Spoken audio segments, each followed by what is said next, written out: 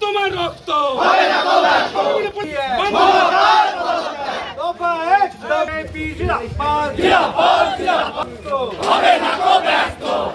তোমার রক্ত আমার বোনের রক্ত আমার বোনের রক্ত তোমার বোনের রক্ত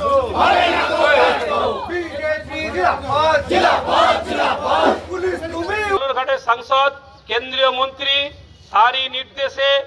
আমরা এই ভিডিও অফিসে অবস্থান বিক্ষোভের আয়োজন করেছি করা হলো